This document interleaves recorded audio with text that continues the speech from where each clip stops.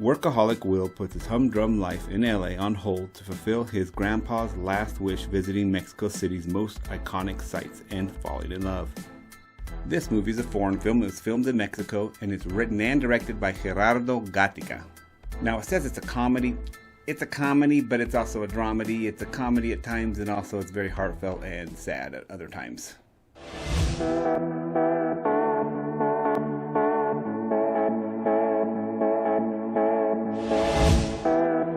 And looking to Tell Me When, a Netflix 2021 foreign film from Mexico. As you can imagine, from Mexico they speak Spanish. Now this one I decided to go ahead and keep it in its original language and then also just put the subtitles in Spanish because see I speak Spanish and I more or less can follow what's going on, but having those extra words to glance down every once in a while to catch like what was that word they said or what's going on here? So I put that down there, and that's how I ended up watching this one. For me, the movie was fairly easy to follow and understand. Some of that was because they spoke a lot of educated Mexican Spanish, and that's more what I've been exposed to, is that book, educated Spanish stuff. So there wasn't a lot of slang, so that helped me understand a lot. So I definitely felt like I was able to follow it and get into the movie and give you guys a good review of what I thought of the movie overall. The other reason why I could understand this is a classic Hollywood tale that's never told, and a classic tale that's told in my life. Personally, I've definitely experienced this type of situation firsthand. I think many young people and new to relationships, new to the process of meeting mates and stuff, have found themselves in this type of situation. So it was very familiar. It was kind of like, wow, reaching back in the past and remembering how that felt. One thing that I found in this movie that we could use as a community to help build better lives, a tool that I saw that the grandpa of this young man gave him advice.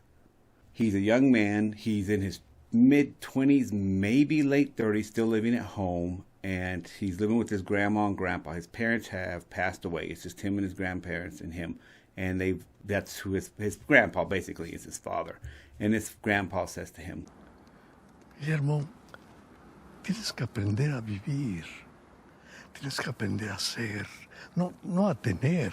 So basically he says, you have to learn to live, son. You have to learn to live to be, just be, not to have. Because he's in this corporate rat race. This kid's always chasing the next goal, has this list of things he needs to check down. You know, the classic capitalist theme, get things, acquire things. And he's like, son, there's so much more to life. You just work all the freaking time. Like, just chill, man. Just be. You have to learn to be. And that I really liked. I think that's very important.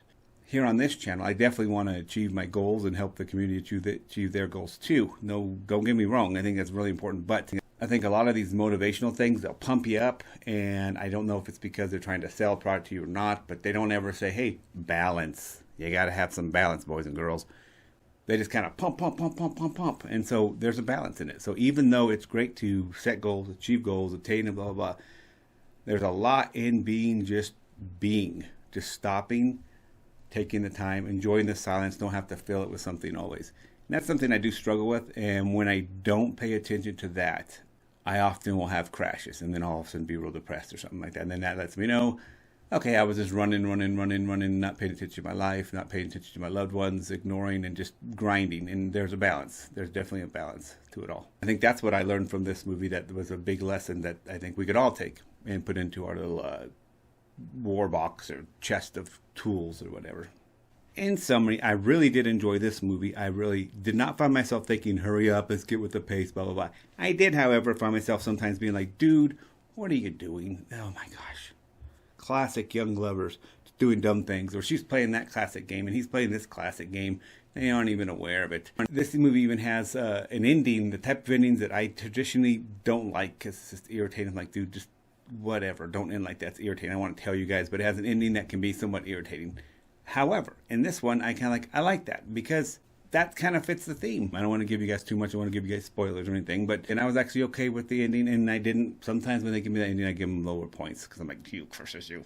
But overall, this movie was a really good movie, really great love story. I really enjoyed it. I just got lost into it, and I definitely recommend this movie for anyone who's wanting a good romance comedy, because there's funny parts, but there's also some drama, and it's sad and it's intense, and I felt like I was on the emotional roller coaster with it. And one last thing, guys, it's really cool. They have the soundtrack some of the soundtrack, the music was like, ooh, I remember this song, because I listened to a lot of Spanish music for a period of time in my life, and I was like, ooh, I remember that song. It's cool. So they had a really cool soundtrack. That's why I'm giving Tell Me When, Dime Cuando, the 2021 Netflix original movie, a 7.5 out of 10. 7.5 out of 10.